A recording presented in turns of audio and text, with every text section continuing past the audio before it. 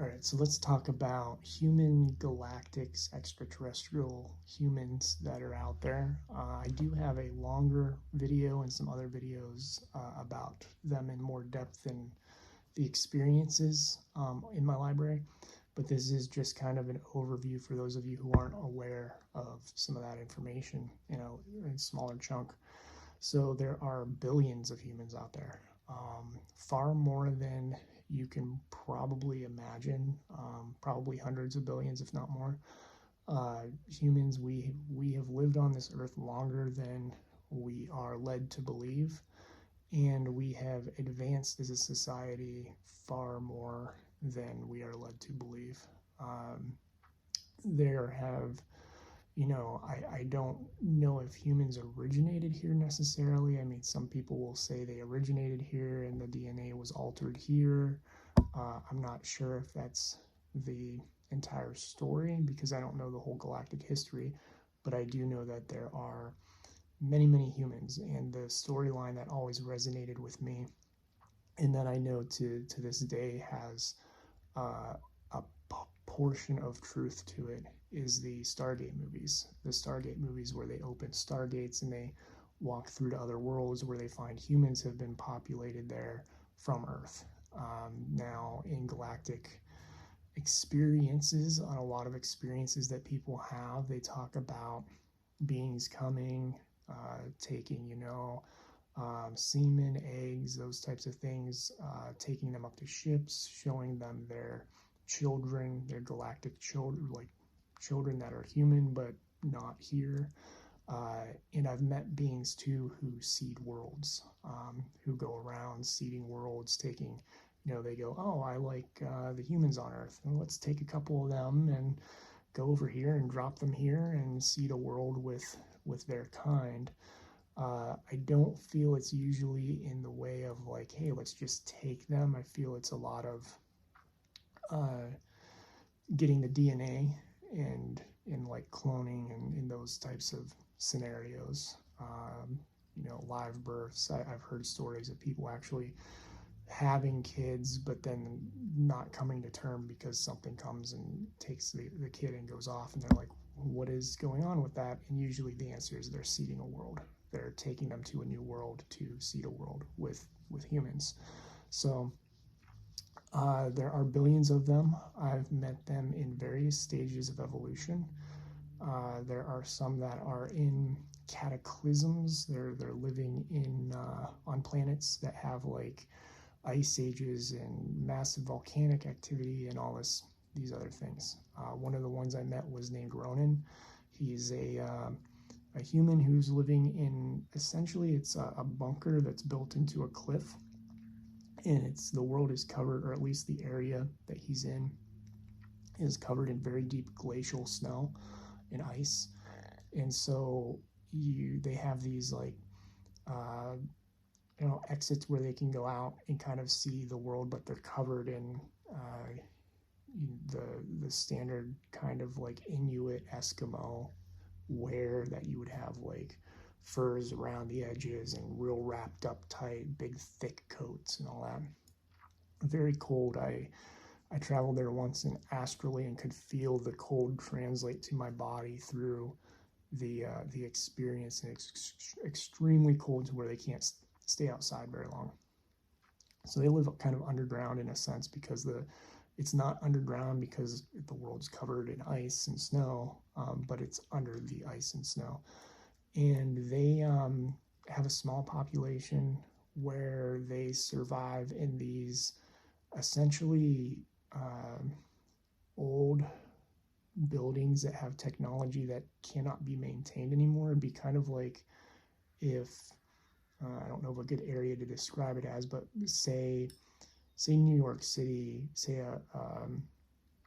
snow and ice came in and just went over the land and covered everything up, and it'd be like somebody living in the subway systems of New York City, where there's still, turnstiles, and there's still maybe a train station would be better where there's more technology around, but like different buildings where there's computers sitting around and all that, but you can't maintain it because you don't have the population, you don't have the materials, the ability to go harvest materials. You're basically in a, you know, post-apocalyptic world of sorts. So Ronan's in one of those spaces, and there's a really long video, or not really long, but there's a longer video about him and some of the information I've channeled through him for people. Really good friend. And another one would be Safet and Larorank. So Safet and Larorank are, Safet is her uncle, if I remember right. They live on a world that is much larger than Earth, and it is covered in people, covered in cities. There's a lot of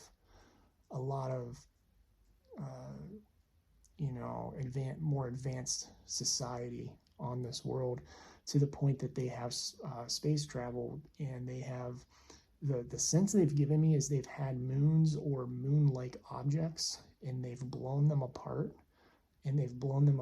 to harvest the materials and take them back down to the world, which is interesting to see that all the ships around harvesting these materials from these moons and things that have been poof, you know, exploded. And I believe their world is also outside of a nebula.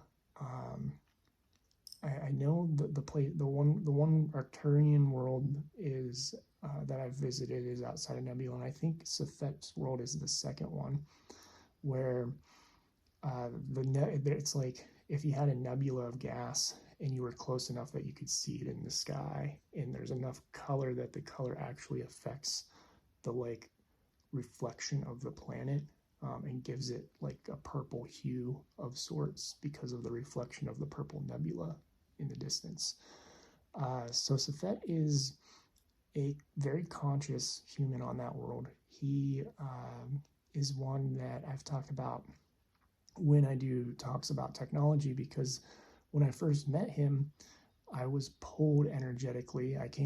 Wasn't pulled at first. My guide, I believe, my Arcturian guide took me to him, and was or to the planet, and I was pulled down to the planet and entered this room that looked very much like a meditation chamber.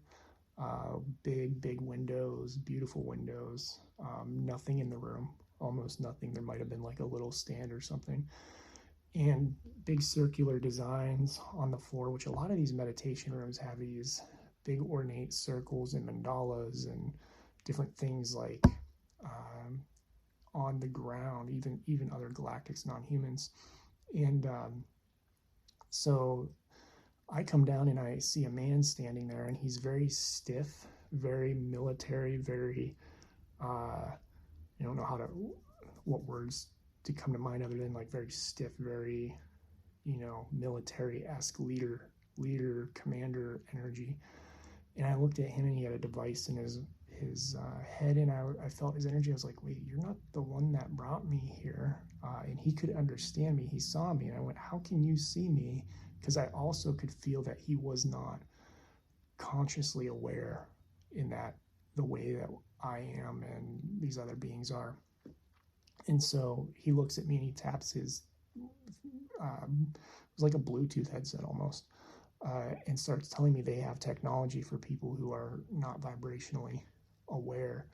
And the technology helps them see when others are consciously, like astrally around, and communicate to them telepathically and this and that. And he points behind him, and I look behind him, and there's Safet sitting on the ground. And Safet's wearing a robe, and I believe he had like a green, I think he still does too, I haven't talked to him in a while, but I had like a green mohawky thing on one side, but then like shorter hair on the other side. And so I learned through talking to him, I kept going back and learning from him. I went the first time I talked to the commander. I don't remember if there was a reason he was talking to me, like if he was looking for information or if he was just there. There's probably a reason. If I go back through my journals, I'd have to look, but he never came back. So any other time I went, I was talking to Safet, and we would do work on memory retrieval and taking the energy of memories and like learning how to access people's memories, how to take the energy and eliminate some of the energy around them, and even like deleting memories and these types of things. And I was asking them, like, why would you show me this? This doesn't make sense. This is kind of dangerous.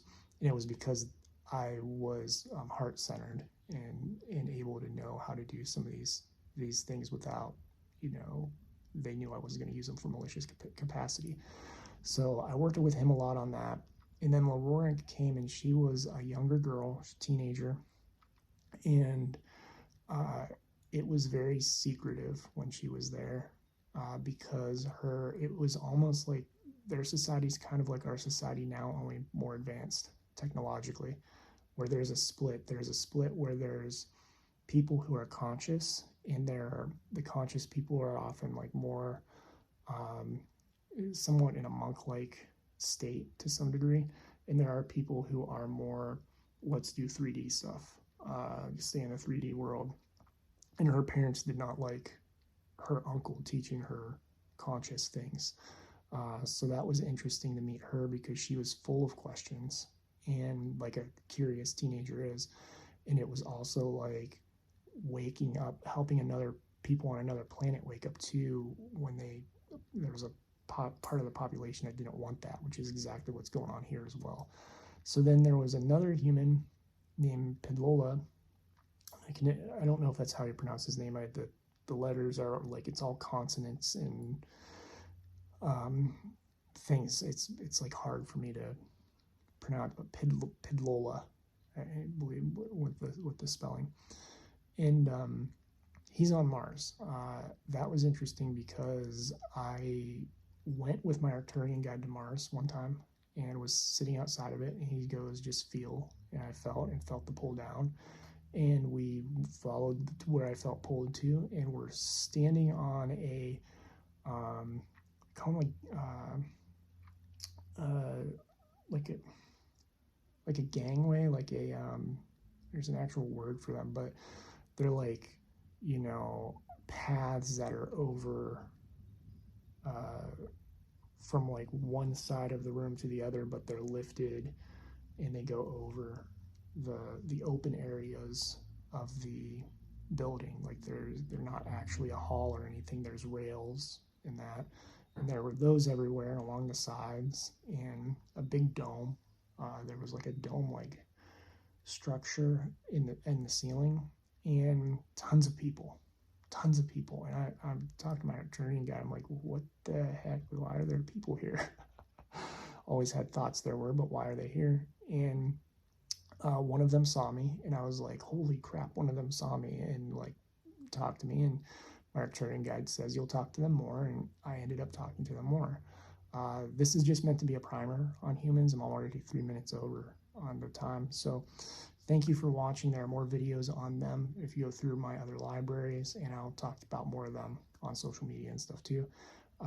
Thank you. If you feel like you're benefiting from these videos, please consider a spirit art reading or a divine counsel transmission or other work that I do on my website, awakenwithwillow.com.